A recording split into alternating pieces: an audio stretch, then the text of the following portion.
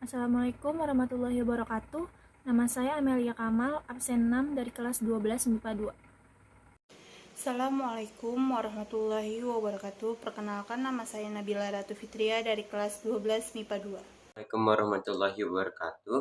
Saya Evander Novel Theodora dari kelas 12 MIPA 2 dari kelompok 2. Assalamualaikum warahmatullahi wabarakatuh. Nama saya Rima Gabima, absen 30 dari kelas 12 MIPA 2. Makna beriman kepada kodo dan kodar. Kodo menurut bahasa berarti menentukan atau memutuskan. Sedangkan menurut istilah artinya segala ketentuan Allah Subhanahu wa taala sejak zaman azali. Adapun pengertian kodar menurut bahasa adalah memberi kadar, aturan, dan ketentuan. Sedangkan menurut istilah berarti ketetapan Allah Subhanahu wa taala terhadap seluruh makhluknya tentang segala sesuatu. Qadar sendiri terbagi menjadi dua, yaitu qadar mubram dan qadar mu'allaq. Yang pertama yaitu qadar mubram. Qadar mubram adalah takdir mutlak yang tak mungkin berubah, misalnya kematian, masa tua, dan lain sebagainya. Yang kedua ada qadar mu'allaq, yang berarti takdir yang dapat berubah dengan doa, usaha, ikhtiar, dan yang diupayakan hambanya. Beriman kepada qada dan qadar adalah salah satu rukun iman yang keenam. Beriman kepada qada dan qadar memiliki makna bahwa kita meyakini, mempercayai, dan memiliki ketetapan hati bahwa segala sesuatu yang ada di dunia ini, baik hal yang baik maupun hal yang buruk, telah ditentukan dan ditetapkan oleh Allah Subhanahu wa taala.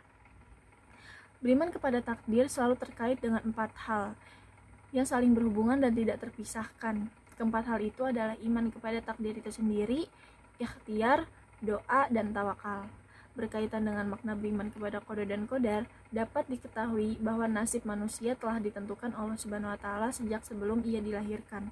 Walaupun setiap manusia telah ditentukan nasibnya, tidak berarti bahwa manusia hanya tinggal diam menunggu nasib tanpa berusaha dan ikhtiar. Manusia tetap berkewajiban untuk berusaha, sebab keberhasilan tidak datang dengan sendirinya. Di sini saya akan menyampaikan bagaimana peran kita sebagai hamba Allah yang optimis, ikhtiar, dan tawakal terhadap ketentuan qada dan qadarnya. Yang pertama, selalu bersyukur apa yang diberi oleh Allah Subhanahu wa taala, apa yang diberikan oleh Allah Subhanahu wa taala, apa yang kita terima, kita harus bersyukur. Yang kedua, selalu rendah hati bahwa segala sesuatu itu terjadi karena berkat Allah Subhanahu wa taala. Yang ketiga, percaya bahwa Allah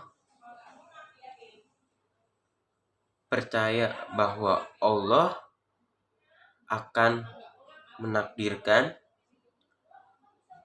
ketetapan yang terbaik bagi hambanya.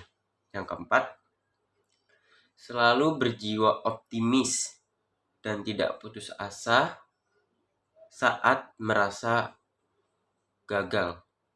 Nggak boleh putus asa, harus optimis karena Allah pasti akan mengganti usaha kita dengan cara Allah sendiri. Terima kasih.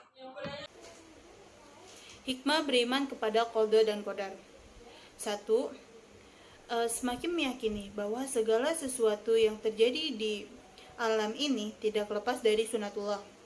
Yang kedua, semakin termotivasi untuk senantiasa berikhtiar atau berusaha lebih giat lagi dalam menggapai cita-citanya. Yang ketiga, meningkatkan keyakinan akan pentingnya doa dalam keberhasilan suatu usaha. Yang keempat, meningkatkan optimisme dalam menatap masa depan dengan ikhtiar yang sungguh-sungguh. Yang kelima, meningkatkan kekebalan jiwa dalam menghadapi suatu rintangan dalam usaha sehingga tidak berputus asa ketika menghadapi kegagalannya. 6. Menyadarkan manusia bahwa di kehidupan ini dibatasi oleh peraturan-peraturan dari Allah Subhanahu wa taala yang tujuannya untuk kebenaran manusia itu sendiri. Di sini saya akan menyebutkan perilaku yang mencerminkan iman kepada qada dan qadar dalam kehidupan sehari-hari.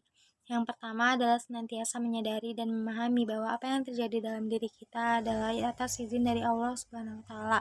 Oleh sebab itu, satu-satunya pilihan adalah menerima kenyataan dan juga senantiasa memperbaiki diri. Yang kedua adalah selalu bersikap optimis dalam menjalani hidup. Yang ketiga adalah rajin dan giat dalam berusaha, sebab meyakini bahwa tidak ada usaha yang sia-sia, semua pasti dapat balasannya.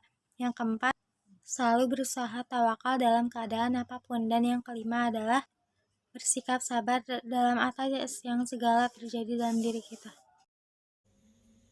Kaitan antara beriman kepada qada dan qadar Allah dengan sikap optimis, ikhtiar, dan tawakal. Dengan kita beriman kepada qada dan qadar, setiap kita melakukan suatu hal, kita akan beroptimis bahwa kita bisa melakukannya, sehingga kita akan berusaha atau biasa disebut dengan ikhtiar, dan menyerahkan segala akhirannya hanya kepada Allah Subhanahu wa taala. Terima kasih. Wassalamualaikum warahmatullahi wabarakatuh.